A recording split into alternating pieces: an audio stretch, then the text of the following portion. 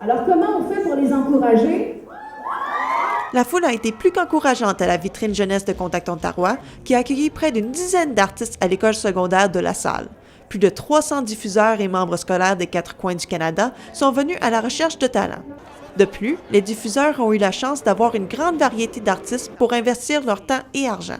C'est unique et c'est très, très, très bien organisé et c'est vraiment une opportunité en or pour tous les diffuseurs de pouvoir venir à cet événement-là. Une formation en particulier s'est distinguée chez les diffuseurs, non seulement pour leur âge, mais également pour leur énergie sur la scène. Le groupe MHS, autrement connu comme My Hidden Side, était les artistes les plus jeunes de tout l'événement.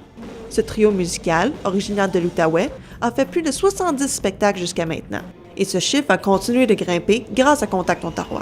Tant et aussi longtemps qu'eux aiment, fait qu'est-ce qu'ils font, c'est ce qu'on souhaite, hein, que ça grossisse. C'est certain qu'il y a Kingston la semaine prochaine, mais en avril et en mai, il y a Toronto, il y a 22 dates de bouquets en avril et en mai seulement en Ontario déjà. Par contre, à leur âge, ils ont beaucoup de défis à surmonter. Les 3 frères du groupe, âgés entre 13 et 15 ans, doivent non seulement jongler avec les défis du monde de la musique, mais ils doivent aussi faire leurs devoirs comme un étudiant normal. De plus, considérant leur âge, ils doivent travailler encore plus fort pour prouver qu'ils seront à la hauteur des attentes du public. On veut prouver que non, on veut donner un show de la qualité, que peu importe quel âge qu'on aurait. C'est pour ça que je pense que c'est le plus gros obstacle qu'on a, c'est que les gens se méfient même avant de nous avoir entendus. T'sais.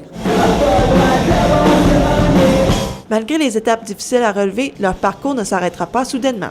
MHS continue non seulement d'améliorer leur musique, mais veulent aussi donner des conseils à d'autres artistes qui veulent se tenter dans ce monde ardu. Rester nous-mêmes, faire ce qu'on aime, faire ce qu'on ferait normalement dans un spectacle pour donner la bonne impression. Il faut travailler, mais il faut tout le temps aimer ce qu'on fait, parce que c'est à un moment donné qu'on essaye trop tellement de faire quelque chose, on peut se perdre. C'est de bâtir le meilleur show possible dans la durée du show, c'est un show quand même court, mais il faut montrer tout notre meilleur stock. Nina Guy, pour le Collège de la Cité, à Ottawa.